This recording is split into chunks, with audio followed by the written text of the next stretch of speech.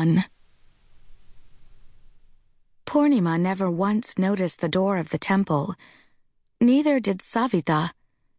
But the temple watched them closely, perched as it was on the mountain that towered over Indravali. The village itself was near the banks of the Krishna River, 100 or so kilometers inland from the Bay of Bengal. Though it was situated in a level valley, the hamlet was shadowed by one of the largest mountains in Andhra Pradesh, called Indravali Konda, with the temple halfway up its eastern face. It was painted a brilliant white and looked to Savitha like a big ball of cotton. To Poornima, the temple looked like the full moon, perpetually embraced by the sky and the branches of the surrounding trees. Poornima was 10 years old when she stood outside her family's hut, staring at the temple. She turned to her father, who was seated on the hemp rope cot behind her, and asked, "Why did you and Amma name me after the full moon?" Her mother was sitting at the loom working, so Poornima didn't want to bother her with the question. But she might have thought nothing at all of bothering her, of clinging to her neck, of breathing in every last trace of her scent, had she known her mother would be dead in another 5 years. But her father didn't even look up when she asked him. He just went on rolling his tobacco. Maybe he hadn't heard. So Poornima began again. "Nana, why did you—" "Is dinner ready?" "Almost." "How many times do I have to tell you to have it ready when I come in?" "Was it because I was born on a full moon night?" He shrugged. "I don't think so." Poornima then imagined the face of a baby, and she said, "Was my face round like the moon?" He sighed. He finally said, "Your mother had a dream, a few days after you were born.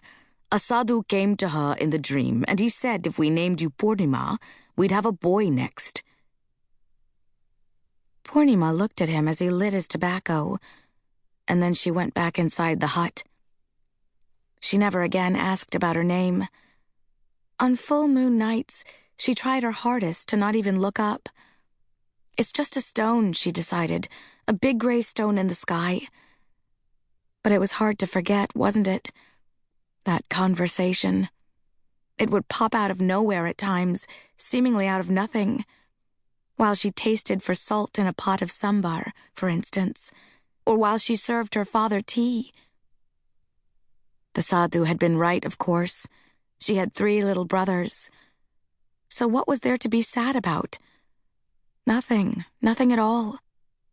She even felt pride at times and said to herself, I was their hope and I came true.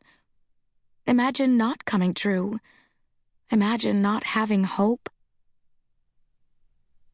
At 15, Poornima came of marriageable age, and she stopped going to the convent school. She began to sit at the spinning wheel, the charka, in her free time to help the household. Each spool of thread she completed, the thread sometimes red, sometimes blue, sometimes silver, earned her 2 rupees, and this seemed like a fortune to her. And in some ways it was. When she'd begun menstruating at the age of 13, she was gifted the most expensive piece of clothing she'd ever worn, a silk lunga costing 100 rupees. I can earn that in less than 2 months, she thought breathlessly. Besides, that she, a girl, could earn anything at all, lent her such a deep and abiding feeling of importance, of worth, that she sat at the charka every chance she got.